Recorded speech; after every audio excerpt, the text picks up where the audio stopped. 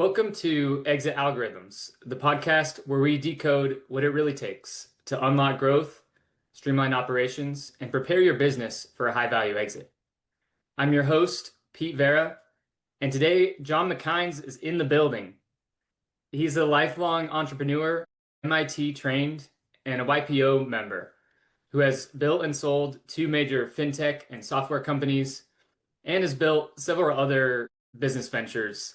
I was researching too many to list here. Now he's channeling everything he's learned from those exits into SimAmplify, a platform connecting advisors with qualified buyers that has attracted already facilitated over $3 billion in deal flow in just its first year. John, super excited to have you on the show today. Welcome to the podcast. Thank you. Appreciate it. Yeah, I'd love to start, if you don't mind, just sharing a bit about your background, from building your first company, or you can go even earlier than that if you want. And yeah, maybe some key inflection points in your career. Sure. I've been lucky enough to be a serial entrepreneur. It's been my passion since I was a kid. I didn't really understand, of course, when I was a kid, the word wasn't a thing, but I'm that guy that I sold books, my parents' books, to secondhand bookstores. I had painting companies and window washing companies through college and university. And all of those things were more driven by, I just liked doing it. And then I got serious with it when I got a little bit older, in my 20s, built a couple of companies that were great, and they morphed into other things over time. But the big one that took about 20 years was a company called Print Audit. And we built Print Audit from in my basement, truly in my basement, to a global powerhouse of monitoring and controlling printers around the world. And 20 years to the day after starting it, we sold it to a big firm down in the US. And I'm Canadian, by the way. We sold it to a big firm down in the US, and that was sort of the beginning of that journey. We had also acquired several companies while we were building it.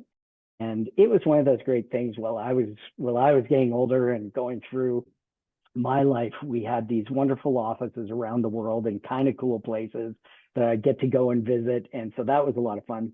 Also started while I was there, we started another company called Payroll by Credit Card, which eventually turned into Payroll Rewards, and Amex bought that from us as well. So two great exits, lots of acquisitions, and we enjoyed it. And then I became an investor for a while, and man, did I hate it. I was a venture capital investor. I couldn't play. I wasn't in the middle of it. As you mentioned, YPO, my forum group, they would hear me lamenting about how I didn't actually get to play with any of these companies that we were putting money into. And it became pretty clear that I needed to start again and build something else. We did build one company that unfortunately failed. The first company I've had fail. It was a very local, hyper-local company where we were trying to start a service of creating reusable takeout containers. And some of the rules around here changed around single containers, and it made it impossible for us to continue. So that was too bad. But at the same time, we started building SimAmplify, and I'm really on team founder and trying to find founders who want to exit the best exit that they possibly could. And there's just so many players nowadays, both on the sell side, helping people to sell their companies, but the buyers, there's something like 19,000 private equity firms in the US, and probably that many of something called independent sponsors, which are backed typically by family offices and private equity companies. So the universe of buyers for people wanting to sell their companies is huge. And that's where we are today with SimAmplify. And it's been a ton of fun. Awesome. Yeah, what an amazing journey. You can tell business is really in your blood. You're going way back. It's my favorite. It's tough starting a company, and it takes a lot of work, and we've got a great team and some people that I've worked with for years, but it never gets easier, but it's my passion. Yeah, definitely. I'd love to hear, if you don't mind sharing a little bit more detail about your business, Print Audit. Sure. And how that process was scaling it, like from, as you said, in your basement. Was it just yourself first, and then as hiring employees and eventually selling. Yeah, it was the process was great. I was, like I said, I was a little bit lucky that I had with previous stuff out of university and college. I had people working with me, and the and I think probably one of my favorite sayings, and it was at the bottom of, so I was, it was a franchise, a painting company franchise for college students. And it was really, really intense learning how to run a business and learning about paint and all those sorts of things. But the one thing that I remember, I couldn't tell you anything about paint today, but at the bottom of each page of all of these super thick manuals to learn how to do this, it said, take good care of your employees and they'll take good care of you. And that has been my mantra ever since. I'm one of those maybe rare entrepreneurs that the people part is actually my favorite. And I lean towards the windshield of my car as I'm going into work. I love the people. I love joking around. I think that the one of the big keys to a great business, or at least enjoying your business, is that the people are the funnest part. And if once you start to get that correct and right, and it really comes down to values, which I learned in my I took a MIT entrepreneurial masters, and values was really the key part of that. And once I started to understand how to source on values and hire people based on the values of the company, it just made life easier. So I don't know if that answers your question, but so that was that, hiring people based off of values. And we were super lucky that we all worked together and had a great time. And then as it grew, it seemed, while it was intentional and we knew what we wanted to do, we built great products and the great people, and it morphed over the years, over 20 years, of course. And we found what I think every company should try and find, and I still haven't found it for SimAmplify, but we will, something that we call the hook. And the hook was that because it was a software as a service, or became a software as a service company, we needed to make sure that our products were not the only piece that was keeping the customers on. And so this is a key thing, I think, for anybody that's building a business right now. If you can find a hook, it's great. And so what our hook was we had a monthly fee for office equipment dealers around the world and office equipment manufacturers.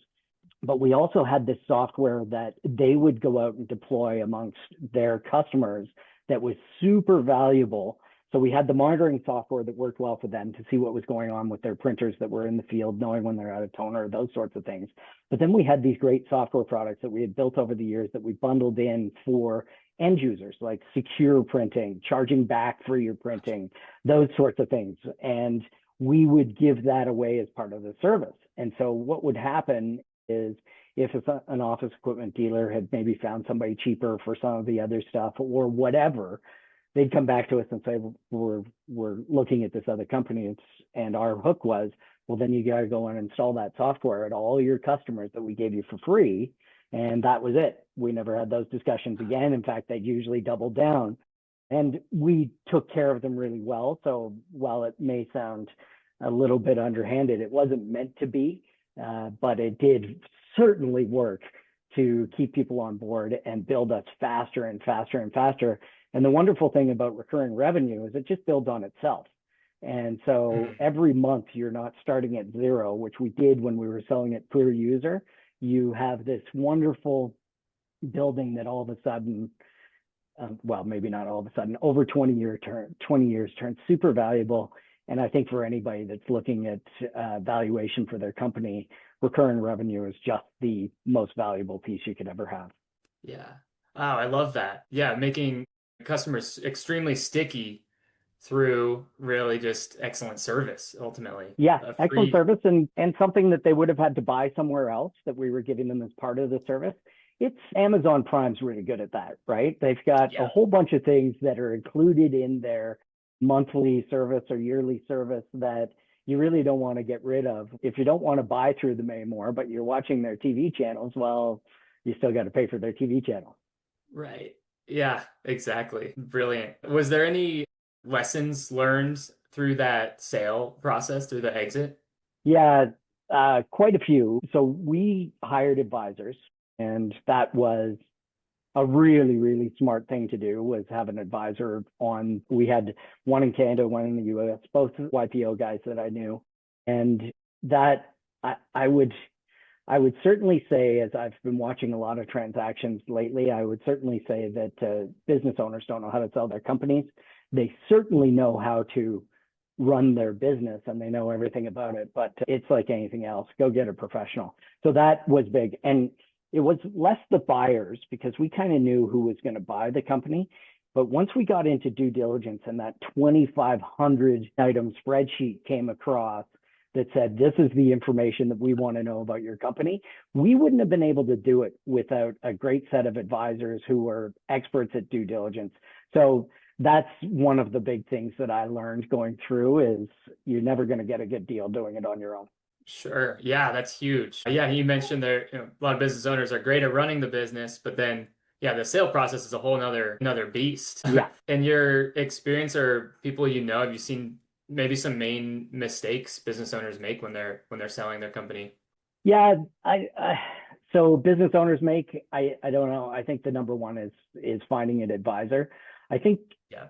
less the mistakes that they'd make when they're selling it. It's more having a company that's ready to sell. And there's a few keys that we hear from buyers all the time because we're working with them. There's a few keys that just are universal. And one of them, and I'm sure you've talked about this on the podcast before, the first one is customer concentration.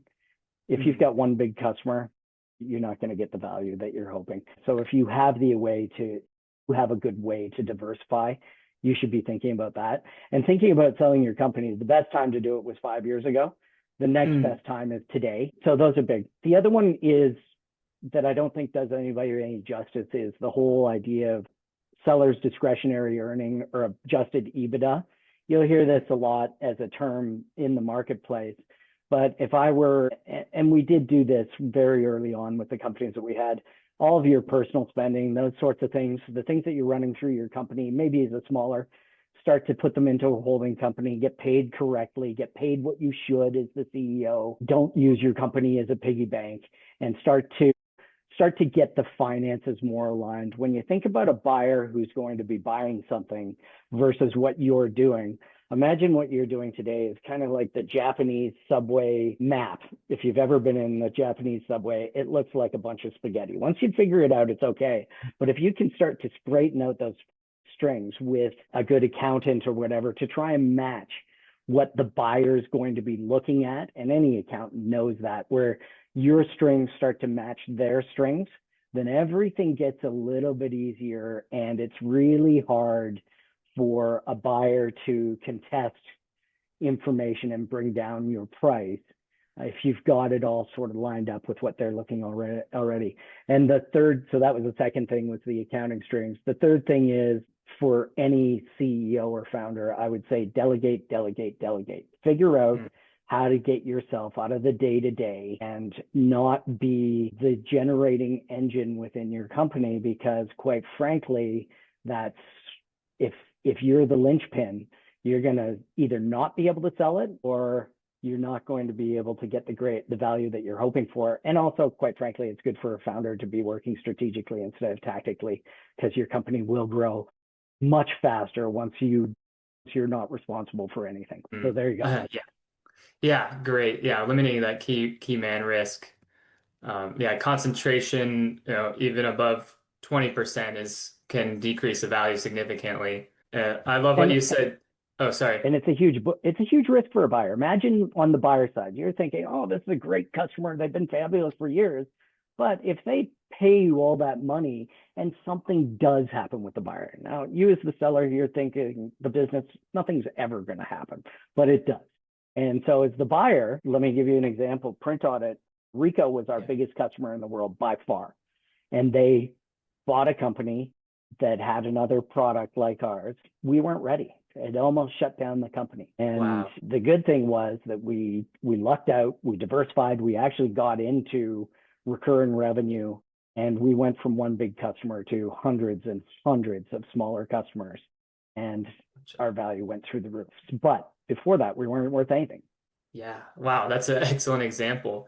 Right. All it takes is just a change in CEO at a big company. They decide to insource instead of outsource. Like things happen. Yeah. And you're so busy with your biggest customer that you're not diversifying, and you're always talking about it. Every year we'd say we got to diversify, and then Rico would throw 20 more huge deals at us. And so anybody, feel free to take my loss as your example of fix this. Yeah, oh, that's awesome. Yeah, I love what you said. The best time to start preparing for your sale was 5 years ago. The second Yeah. best is today. Those practices, though, to gear up for a good sale are just general good practices in a business, I feel, right? Would you agree with that? Yeah, absolutely. Everything that you do to get your business ready for sale will 100% help the business anyway. So if it never sells, you're probably turning it into more of a profit machine. But then of course, when it turns into more of a profit machine, it will sell and you'll get a higher valuation. The third thing is, I guess it's the fourth bonus. If you can figure out some sort of reoccurring revenue, it is the highest valued product. But that's not always possible with service companies that are project based or asset heavy companies that are doing rentals and things like that. It's just not always possible, but it is the highest value for sale. Gotcha. Great insight. I appreciate that.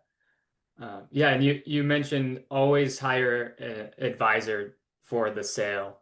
What, in your opinion, is the right process as an advisor? What would you like to see them do to properly sell a business? Yeah, it's a really good question. And I think the number one question that we get every day from people that are coming through that want to sell it, they say, what advisors do you suggest? Now, I don't, I'm promoting this, but not promoting it. We have a website called Advisor Chooser where we are trying to help people find advisors. And it's just getting going. And so it allows you to find advisors in your industry.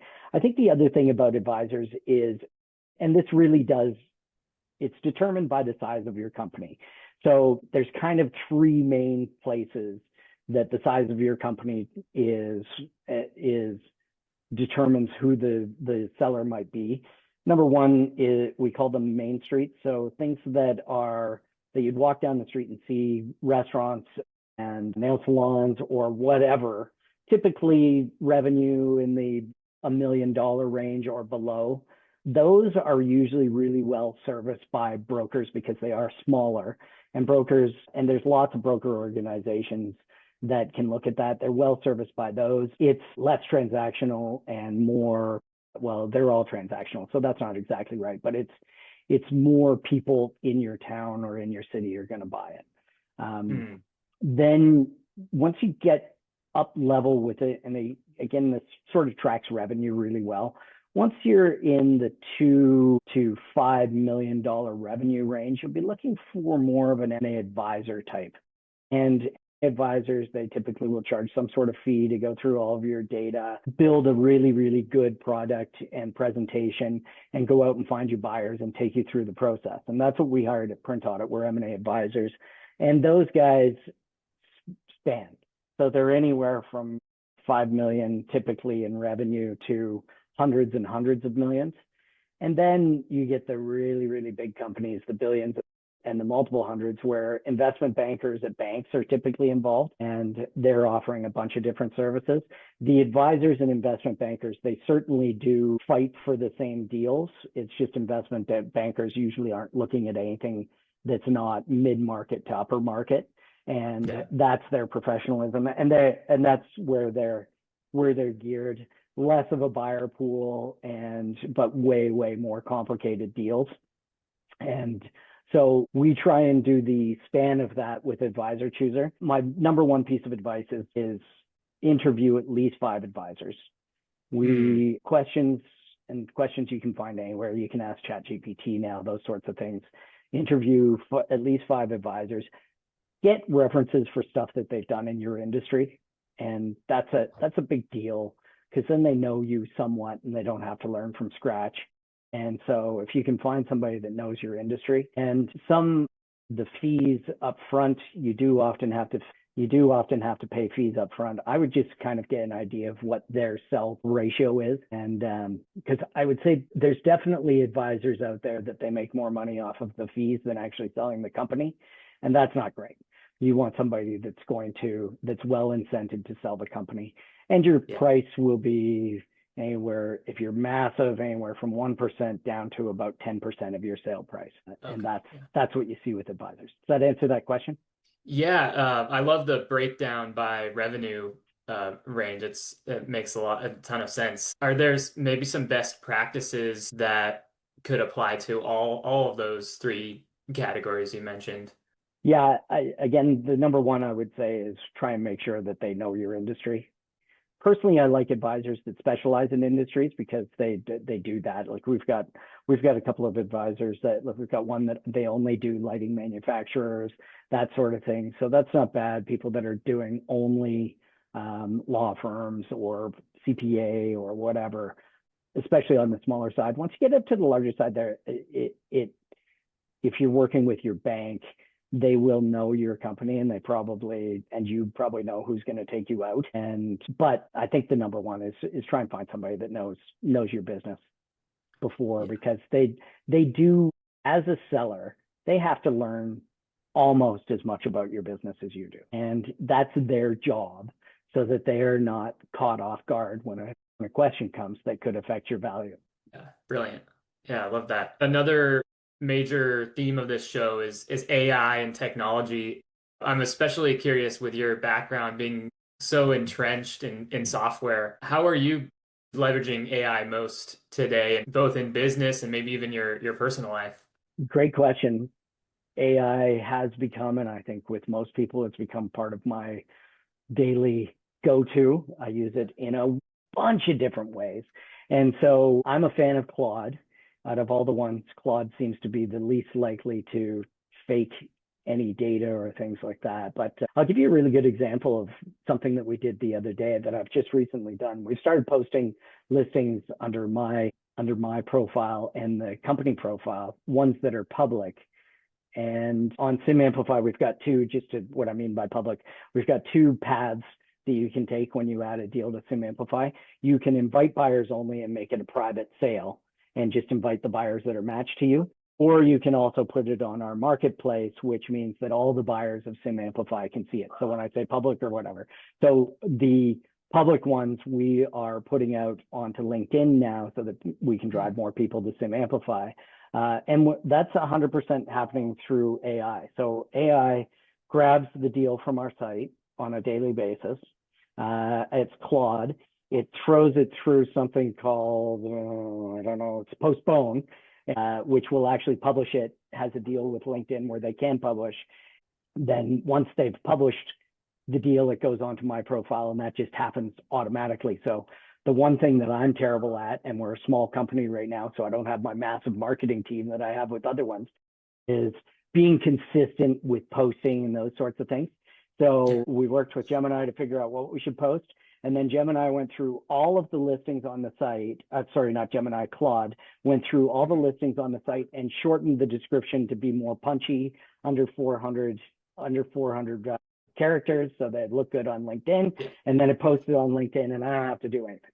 So that's a beautiful way that works. And I was able to set that up with a few hours of time. Other ways that we do it is we often ask AI about buyer profiles, those sorts of things, getting lists for going forward to find new buyers and advisors. And that's been really good for us. And just, it writes way better than I do. And so just asking it, give me your opinion on this paragraph. So those are on an everyday basis.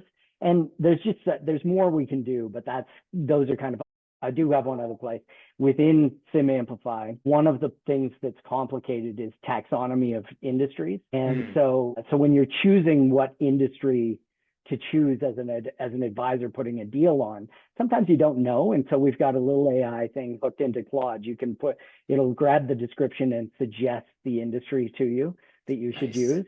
And so little thing, but helpful along the way. And we'll be doing more and more of that accessing data rooms and those sorts of being able to ask data rooms for information instead of giving away the entire data room up front. So there's just lots of things. I think it's great. Yeah. Oh, I love it. Oh, it could go on and on.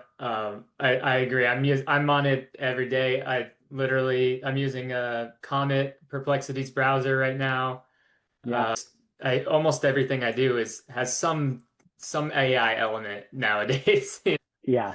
And there's no doubt. I think um, the future is interesting though, because we've been able to do a lot of stuff that would have taken people and especially junior people. So I don't know, like we're actually helping to represent a friend of mine's company in Europe. And so we started to put things through build a sim, teaser, that sort of thing. And it was done, Nice. the research and a lot of the suggestions and how we built that was in concert with AI. And I would say with a lot of M&A shops and investment bankers, that's the junior analysts that used to do that stuff. And now it can be done pretty well without them. So that's a bit of a problem. You need somebody that can run the AI. So that's the new business, is Yeah. essentially running AI and becoming more productive. But the actual research work and creation work is going to be done by AI in the future. Yeah, 100% agree. And that was kind of leading my next question, where you see it going. Those type of jobs where you're crunching a lot of data, looking at a lot of different sources, it just doesn't really make a lot of sense to have a person looking at the physical sources when you could just plug it into a model, right? Right. Which, good and bad for my 21-year-old son that's about to finish university in business and start going out into the world, entry level jobs are going to start disappearing. And so that's really tough. And maybe the flow of that on is that if the entry level jobs disappear, then how do they figure out how to do the senior level jobs? And Mm, because that's kind of how you work your way through the system, is 10 years of experience and you get the 10,000 hours or whatever, and then yeah. you know it. But if you never get the chance, so I don't know how that shakes out, but that's the challenge with a great service, is a great challenge, but there aren't many blacksmiths around anymore changing hooves, changing horseshoes. So the world does evolve and it'll figure its way out. Yeah. Yeah, true. And more jobs will be created at some point, and yeah, it just evolves, right? Yeah. The Well, car, with yeah. the advent of the internet and computers, everybody thought that they were going to work less. That's not going to be it. Everybody's going to work just as hard. It's just going to be, you'll be more productive. Yeah, definitely.